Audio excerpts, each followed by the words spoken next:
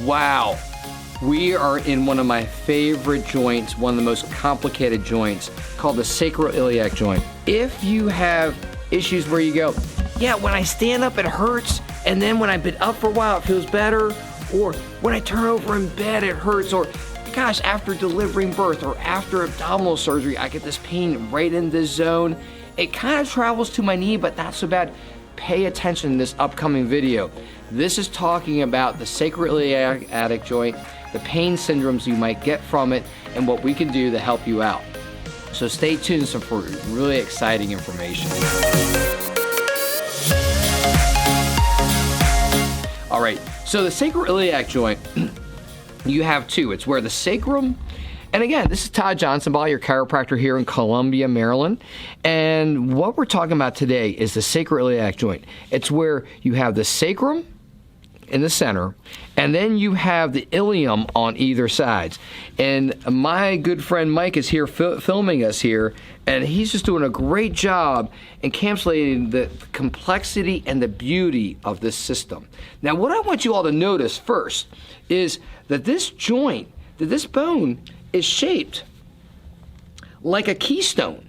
So like if you ever look at the ancient structures, the ancient arches, and how you have stones on top of each other, and then at the very top of that, you have what's called the keystone. And what happens is as that keystone drops down, as the sacrum drops down better, what can happen is it actually adds more stability to the sacrum, to the system. And that's what your sacrum does.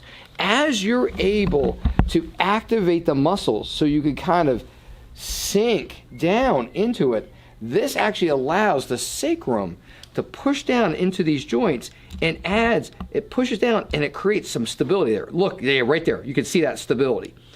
If I am tilted too much, like this, it becomes unstable and it can buckle. If I tilt posterior like this, again, it can become unstable and buckle. But when I have it lined up just right, let me just get it just right for you guys. Right there, there it is. Boom, it's solid.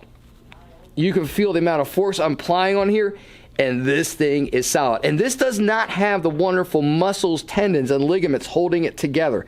It's just purely on alignment. So alignment can go a long way to helping you out. But there's also some muscle issues you can have. Now, the sacroiliac joint is common for creating pain that's right in this zone. So a lot of times when people say they have it, they'll say, oh, it's like my sciatica is bothering me and things like that. And I go, well, does it go down below your knee, the pain? Does it cause weakness? And I'll go, no. It's more like when I'm sitting for a long period of time and then I get up, it hurts right then. Or when I'm going up and down stairs, it hurts. Or when I turn over in bed when I'm sleeping, it hurts right through there. So that's a pretty common symptomatology of the sacroiliac joint. And it's common for sending pain, for keeping pain here, but it can send pain down to your knee. And that's about it. That's where it refers. It usually doesn't go below that. Now, folks that a lot of times will get sacroiliac joint pain, the sky's the limit. We get sometimes students that have been sitting too long and just slumping, like this. We certainly get, oh, what posture is this? This is also drivers like this. Because when we do that, we put a lot of excessive load on that joint. But where we see a lot of times is mothers who have just delivered. Boy, you had a baby that just passed through the birth canal, and that can really create some distortion of the entire pelvis.